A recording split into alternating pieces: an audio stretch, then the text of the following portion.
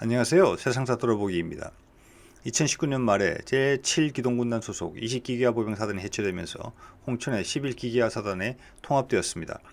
두 사단의 통합에서 7기동군단의 상징사단이 해체된 데 대해 의아해하는 분위기가 꽤 있었습니다.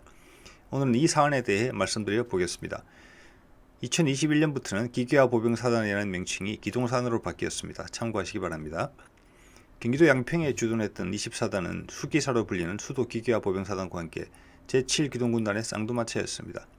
육군 사단 내 최고 전력을 보였던 사단이고 최신 장비들도 우선 지급받는 부대였습니다.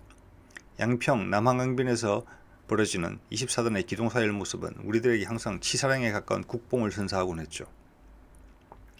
그래서 사람들은 국방개혁 입점공 과정에서 11사단과 통합이 될 것이라는 이야기가 나올 때 당연히 24단이 11사단을 흡수할 것이라 예상했죠.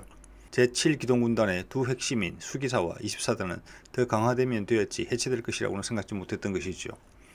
왜 그럴까에 대해 대략 두 가지 의견이 눈에 띄는데요. 먼저 북한의 비위를 맞추기 위해 혹은 북한과 결탁해 북한이 제일 위협으로 느끼는 제7기동군단의 전력을 약화시키고 그중 핵심인 24단을 해체한 것이다. 이는 현 정부의 종북 본능을 보여준 것이다 라는 입장이죠. 둘째는 군 구조 개편 필요성에 동감하며 해체된 부대의 기갑 장비는 미래 전장의 흐름에 맞게 전력을 재배치하는 데 활용될 것이니 전체 전력에 지장은 없다. 그런데 이런 입장조차 왜 하필 24단이 없어지냐에 대해서는 똑부러지는 해답을 제시하지 못합니다. 짠에서 찾은 이유가 사단 소재지 지역 민심이 11사단은 존속을 원하고 24단은 별 의견이 없었다는 정도입니다. 둘 다 속 시원한 해답이 아니기에 제가 좀 찾아보았습니다. 먼저 현재 진행 중인 국방개혁 2.0 중 군 구조 개편에 대해 살펴보는 게 도움이 될 듯합니다. 그림에서 보시는 것처럼 우리나라 전방은 서부전선부터 1군단, 5군단, 6군단, 2군단, 3군단, 8군단 순으로 배치되어 있습니다. 군단 표시는 사령부 소재지 기준입니다. 20기계화 보병사단이 소속된 7군단 사령부는 경기도 이천에 있습니다. 2018년 말까지 이들 전방 군단들은 두 개의 야전군 휘하에 있었습니다. 동부전선의 1야전군, 서부전선의 3야전군이 그것이죠. 별표로 표시된 것처럼 원주와 용인에 사령부가 있었습니다. 이 두 야전군 사령부가 2019년 1월 1일부로 지상작전사령부로 통합됩니다. 비대화된 육군 조직을 날씬하게 다이어트하자는 시도는 노무현 정부 때부터 있었고 이명박 박근혜 정부를 거치면서도 같은 방향성이 유지되었습니다. 하지만 장성급 자리가 많이 줄어드는 것이라 육군의 반발이 커서 실행에 옮기지 못했는데 현 정부 들어서 한 번의 연기 끝에 실행에 옮긴 것입니다. 앞으로 이어질 군단급 조정에서는 6군단이 해체되어 이웃하고 있던 5군단으로 통합되고 동해안의 8군단이 해체되어 인제의 3군단으로 통합될 예정입니다. 2017년 당시 육군의 기계화 보병사단은 7군단의 5개 사단, 1군단에 소속된 30사단을 합쳐 총 6개 사단이었습니다. 우리 육군이 보유한 전차는 2600여 대입니다. 이 중 구식 M48계열을 빼면 1700여 대입니다.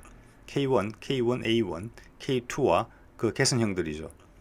이 가운데 6개의 기계화 보병사단이 보유한 전차가 1700대 중 1000대 이상을 차지합니다. 이러한 편중이 미래 전장에 맞지 않는다고 보고 7군단에서 2개 사단을 줄이고 대신 신속 대형사단이라는 공정사단을 새로이 창설한 것입니다. 헬기나 수송기로 전력을 신속 투사할 수 있는 능력이 7군단에 새로 부여된 것입니다. 이 사단을 위해 수백 대의 헬기가 새로이 배치되고 항공 수송이 가능한 경량 장갑차도 도입할 것입니다.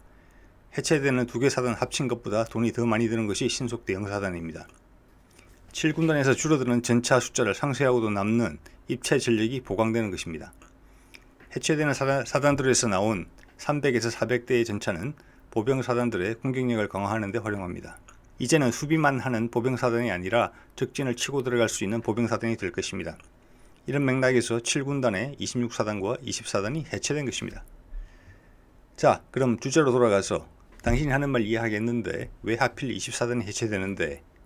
저는 그것이 2017년 촛불 시위 전국에서 육군이 시도한 비상계엄령과 상관이 있다고 봅니다.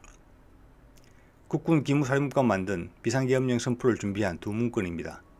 육군은 박근혜 전 대통령의 탄핵 결정 후 발생할 사회 혼란 상황에서 육군 주도로 비상계엄을 추진하려고 했습니다.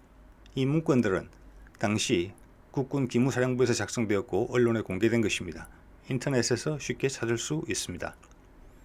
내부 제보로 비밀 유지가 안 되어 실행에 옮겨지지 못했습니다만 보시는 것처럼 계엄군에는 7군단 전체 5개 사단과 1군단의 30기계화 보병사단, 기갑여단 2, 그리고 707 특임대를 포함한 특전사 모든 여단이 동원될 예정이었습니다. 육군 기갑 세력의 70% 이상이 동원되는 것이죠. 그중 서울의 주요 지역에 투입될 병력들을 보면 30사단과 20사단, 그리고 1공수여단과 9공수여단입니다. 이들이 행동대원인 것이죠. 문건 공개 당시 인도 국빈 방문 중이던 대통령의 급한 지시로 문건에 언급된 부대와 기무사령부 사이에 모든 교신 내용이 취합되었고 합동수사본부가 설치되어 수사가 진행되었습니다. 그 와중에 핵심 인물인 기무사령관 조현천이 미국으로 달아나 버립니다. 내란 음모와 반역죄 혐의가 있는데 국외로 빠져나가게 놔두었다는 것을 쉽게 이해하기 어렵습니다. 저는 도망가게 놔두었다고 봅니다. 그 이후로도 그를 잡겠다는 의지도 없었고요. 저희 국가정보원이 그의 소재 하나 파악하지 못하겠습니까? 저는 청와대가 2017년 계엄령 상황의 전모를 파악했다고 봅니다. 그리고 이미 헌법재판소의 판결로 국민이 승리한 상황이고 계엄령 계획은 내부 제보로 바깥에 알려진 상황이었습니다. 또 하나 이 위중한 사건을 파헤치지 않은 이유는 박근혜 정부의 내부 사정을 밝히는 것이 덕보다 실이 많다고 판단했기 때문일 겁니다. 그런 이유로 합동조사본부가 오히려 짜증스러워할 정도로 깊이 조사하지 못하게 한 것입니다. 덕분에 문건이 던진 엄청난 충격에 비해 구체적인 정황이 밝혀지고 공개되지 않았습니다. 그래서 구태여 조현천을 잡지 않은 것입니다. 당시 국방장관 한민구와 청와대 안보실장 김관진도 건드리지 않았습니다. 파헤치는 대신 육군이 대대적 구조조정에 들어가는 디딤돌로 삼아 강력하게 시행한 것입니다. 그래서 야전군사령부가 없어지는데 육군이 저항하지 못한 것입니다. 수십 개의 별들이 날아갔습니다. 군단과 사단들이 추가로 해체되면 더 많은 별들이 없어질 것입니다. 성공하지 못한 쿠데타에 가담을 했던 자들을 밝혀내 처벌하는 대신 제대로 된 육군 혁신의 지뢰대로 삼았습니다. 조현천은 육사 37기로 육군 내 사조직 알짜회의 핵심 멤버였습니다. 광화문과 청와대는 30사단, 국회 국방부 합참에는 20사단이 투입될 예정이었습니다. 다른 부대들은 몰라도 20사단과 30사단은 사전에 조현천과 교감이 있었다고 봅니다. 이런 핵심 세력과의 교감 없이는 이런 계획 자체를 만들 수 없을 테니까요. 국뽕을 불러일으키던 20사단 기동사열의 포구가 북한이 아닌 서울 시민을 향하려고 했던 것입니다. 광주민주화운동을 진압하는 데 투입된 병력이 20보병사단과 특전사 3, 7, 11여단 총 1만 8천 명이었습니다. 광주민주화운동의 20보병사단이 바로 지금 7군단의 20기계화 보병사단입니다. 저는 이것이 11사단과 통합될 때 제20기계화 보병사단 결전부대가 그 이름을 남기지 못하고 사라진 이유라고 생각합니다. 실패한 반란 계획에 참여한 자들을 찾아내어 처벌하는 대신 부끄러움의 상징을 제거하는 것으로 육군의 메시지를 전한 것입니다. 전쟁에서 부끄러운 패전을 한 사단은 그 이름을 영원히 잃고 후속 부대도 그 이름을 따르지 않습니다.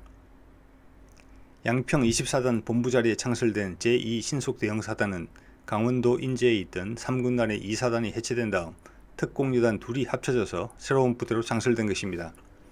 산악사단에서 공정사단으로 특성도 많이 바뀌었는데 메이크 부대인 2사단의 번호를 유지했습니다. 이름을 남기지 못한 20사단과 대비되는 장면입니다. 이 일련의 상황을 육군이 지켜보고 있었고 지연제가 있기에 육군은 국방개혁에 저항하지 못하는 것입니다. 육군 최초로 육군사관학교 출신이 아닌 ROTC 출신의 남영신이 육군 참모총장이 되는 것도 받아들여야 했습니다. 남영신은 이 정부 들어서서 비육사 출신 최초로 특전사령관을 지내기도 했지요.